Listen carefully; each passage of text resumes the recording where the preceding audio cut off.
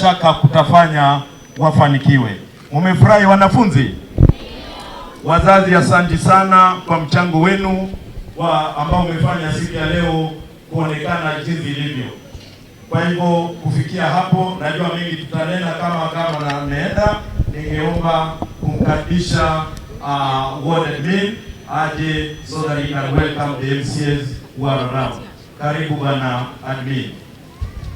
Nachukua pia fursa hii kuwashukuru sana walimu wetu, wazazi wa shule hii na wakazi wa Mumias West na Kakamega County kwa ujumla kwa kura ambazo mlinipa tarehe 29 mwezi wa 8. Najua kura ambayo ilipigwa ilikuwa kura ambayo imeweka Kakamega on the global map, kwa sababu mlitaka kiongozi bora na sio bora kiongozi.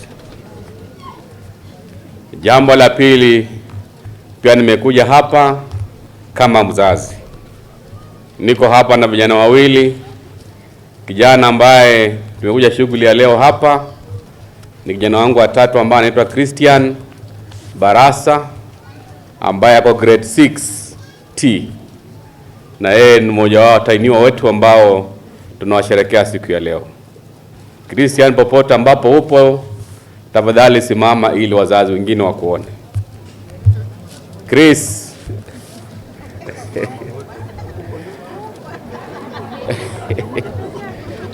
Pia niko hapa na kijana ya huyo ndio Christian Barasa, ambaye ni kijana wangu wa tatu, na yeye ako grade 6 and is one of the candidates. You may have a seat, Bwana Chris. Kijana ambaye ni kitindamimba wetu, yeye ndiye alikuwa gavana wa kwanza kwa nyumba yetu, anaitwa Sean Nicholas Barasa, na yeye pia kule nyumbani is my PA, na tumekuja naye kwa hapa. Simama bwana PA. Najua mimi kama gavana wenyu nilisema ya wazi la kwamba nitazidi na nitaendelea kuwa mzazi wa hapa shule ya Mumias Central.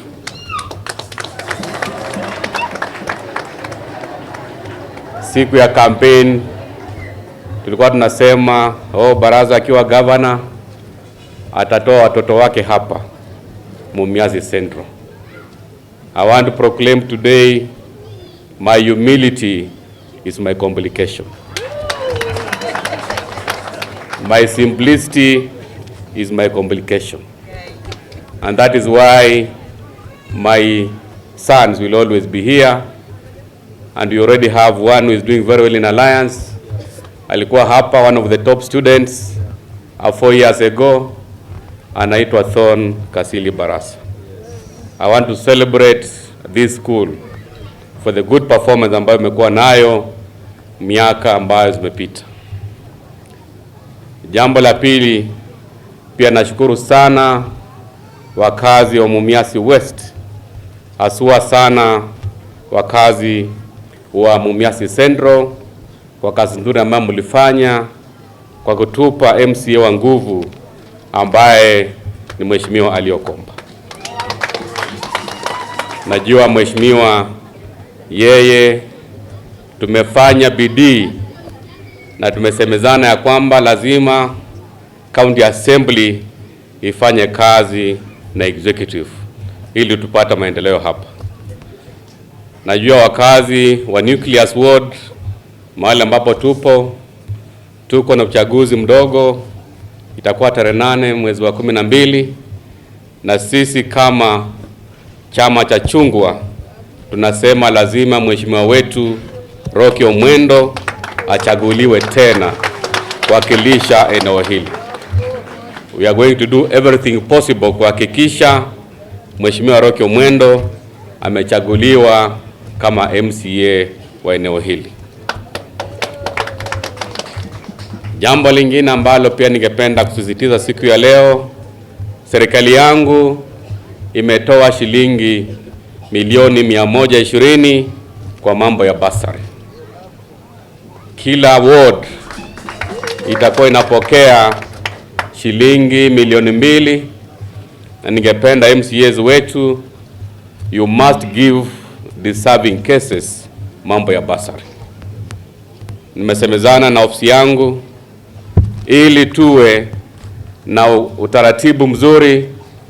Lazima watoto ambao ni mayatima na watoto ambao wanatoka kwa wazazi ambao hawajiwezi tuwapatie first priority kwa mambo ya elimu na mambo ya basari. Hivi sasa najua tuko na shughuli mingi, lakini leo ni siku maalum, na pia nashukuru Father for being time conscious na kutupa muda wa kushirikisha misa hii na pia kujiunga na wazazi wenzangu katika hafla hii ya prayer day ya watoto wetu wa grade 6 na pia standard 8. Niruhusu nisome hotuba yangu ambayo nilikuwa nimetayarisha kwa siku ya leo, ambayo itakuwa fupi sana. Today marks a very important day in the academic calendar of this school, Mumias Central Primary School, as we assemble here to dedicate our sons and daughters, both in grade 6 and standard 8, not forgetting the Form 4 candidates in Kakamega County and the entire Republic of Kenya, wishing them success in the forthcoming national examinations. As a matter of a school background, as you are all aware, Mumias Central Primary School was started by Mumias Sugar Company in 1988, and in order to decongest Mumias Complex Primary School. The school has always emerged among the best performers nationally in academics, having achieved the best mean score of 393 in KCP of 2003. Tujipigie makofi. The school has also excelled in sports, drama, and music up to the national level. Mumias Central Primary School alumni who have excelled in this school include, number 1, Dr. Shadrach Shabanga, who works at Kenyatta National Hospital. Dr. Boniface Chitai, who works at Nairobi Hospital. Captain Paul Mutanda, who is a pilot in the United States of America Air Force One. We have engineers, we have judges, accountants, great journalists, businessmen, farmers, artists, and sportsmen. The list is endless. 2 quotations for the 2022 candidates. Number 1, by Gail Davis, American Olympic champion in track and field. And he said, "Keep your dream alive. Understand to achieve anything requires faith and belief in yourself. Vision, hard work, determination, and dedication. Remember, all things are possible for those who believe." Najua Father pia alikuwa ametueleza ile story ya Zacchaeus na alikuwa na imani. He was focused. So you, my dear candidates, I want you to be focused so that come next week, baada mtihani tutakuja hapa in 2023 to celebrate Mumias Central as the top school in the Western region. The second quotation by Leslie Calvin Brown, American politician and motivational speaker. wanting something is not enough. You must hunger for it. Your motivation must be absolutely compelling in order to overcome the obstacles that will invariably come your way. I want to highlight some of the development and achievements we have achieved as a county in the Department of Education. ECD Directorate, the county government has constructed 313 ECD centers to completion at a cost of 365 million shillings. And one of the beneficiaries of the ECD centers is Mumias Central Primary School. I also want to assure the headmaster that because of the population increase in the number of ECD pupils, the county will allocate more funds so that we can have 2 more ECD classrooms at Mumias Central Primary School. Najua walimu wangu wa ECD are smiling all the way to the bank, having implemented the scheme of service that has put our ECD teachers on permanent and punishable terms. I want to commit that will be the way to go. Na pia we are going to improve on the infrastructure in our ECD centers. Each child in our ECD is entitled to a capitation of 1,000 shillings.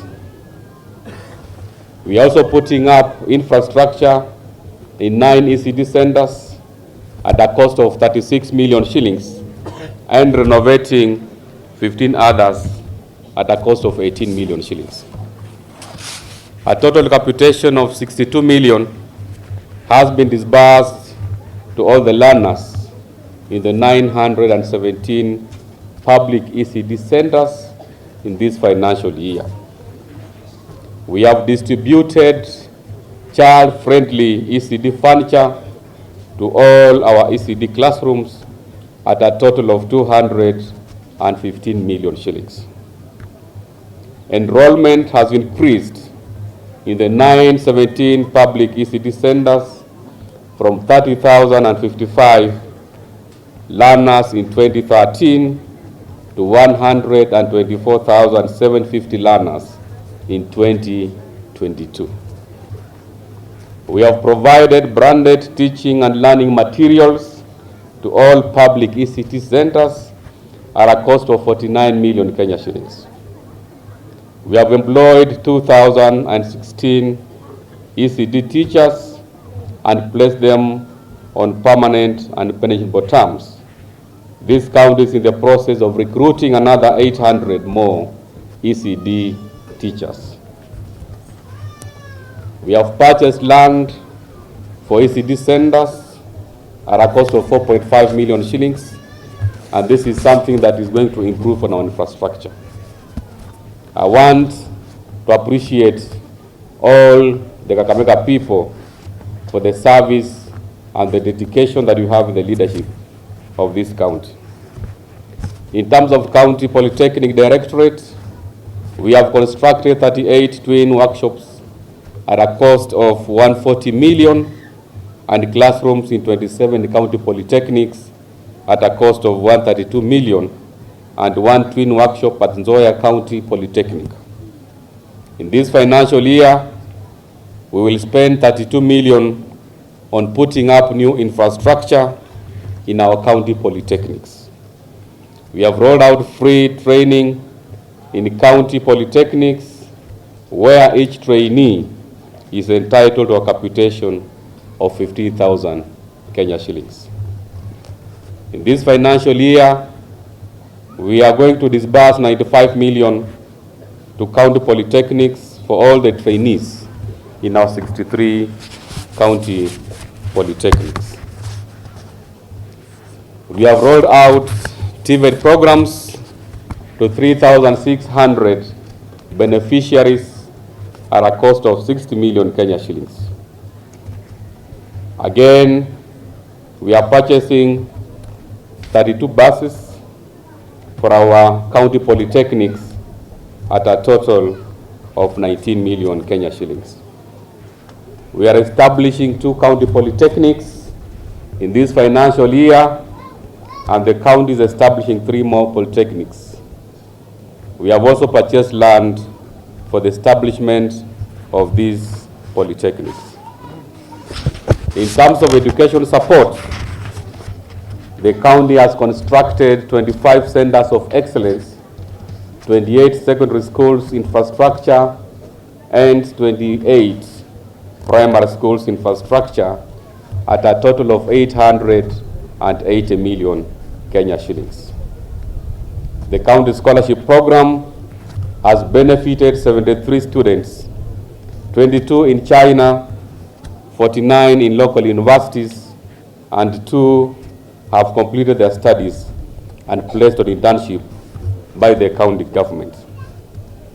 As I said earlier, on matters bursary, we are going to disburse 120 million shillings to our students through bursary program. We will also spend 19 million shillings on undergraduate help loan. We'll spend another 36 million on county Afya Elimu help loans for students in middle level colleges, totaling 1,720 trainees.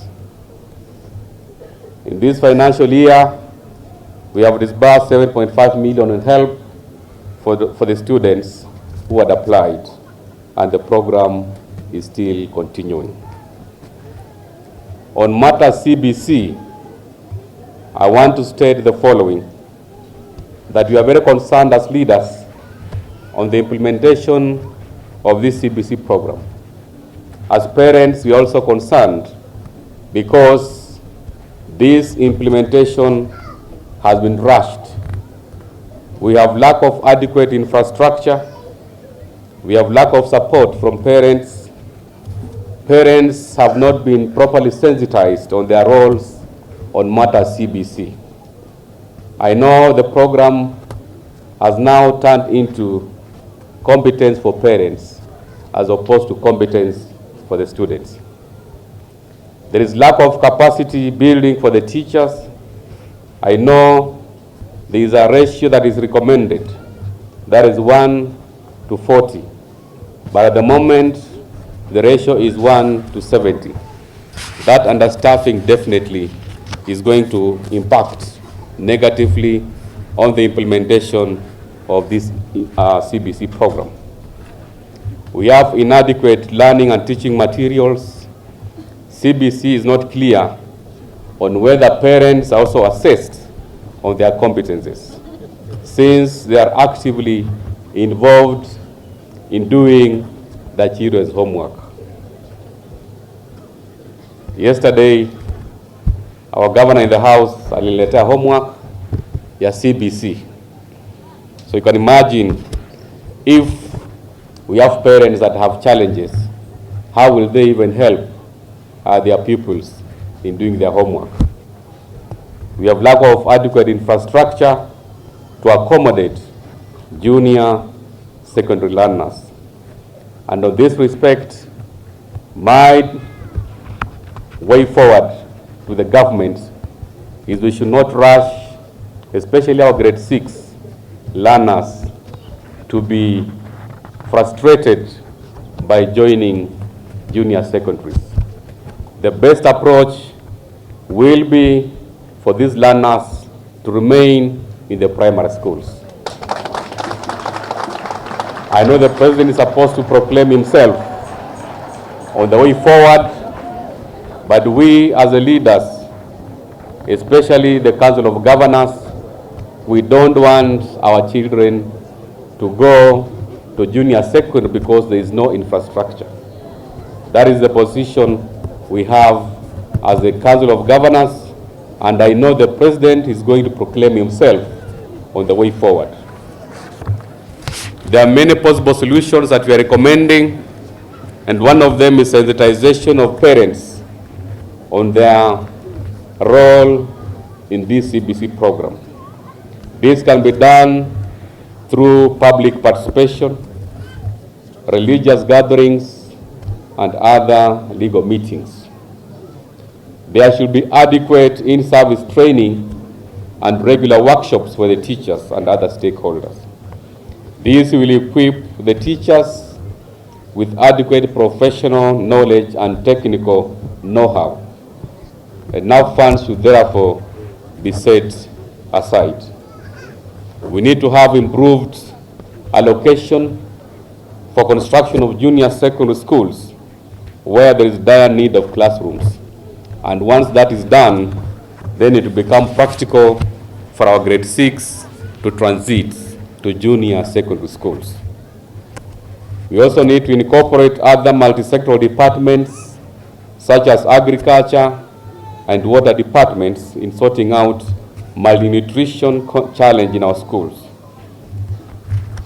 We need involvement of the administrators from both levels of government in making sure that 100% school enrollment and transition of our learners within the county, among other solutions.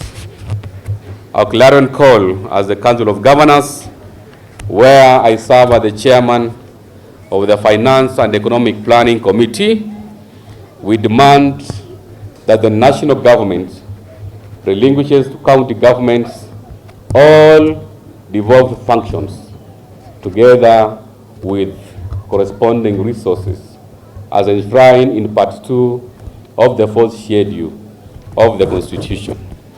We are aware that the national government has devolved ECD functions, but the national government has not devolved the attendant funds. So what we are saying, we are ready for the transition of all the devolved functions, but they must be accompanied by corresponding resources. Finally, to all our candidates, as I wish you success in your exams, remember that success does not come to you. You go for it. I wish all grade 6, standard 8, and the Form 4 candidates in Kakamega County and across the Republic of Kenya success in their final exams. Thank you very much, and God bless you. Leo pia nimekuja hapa in order to crown my message kwa wanafunzi wetu ambao wanawatainiwa. I have a card here for the grade 6 and standard 8. This is coming from your governor, ambayo I'll want our head teacher to read for the candidates.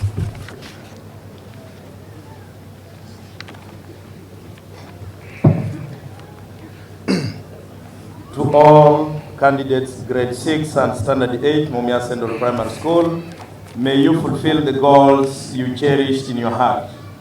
May your intelligence and hard working help you to make concrete shape to your future plans. Try hard till you succeed, for such determination is all you need. Wishing you a colorful success in your exams. From His Excellency FPCA Fernandez Barasa, Governor, KAKAMEGA County, and Professor Janet N. Barasa, First Lady, KAKAMEGA County.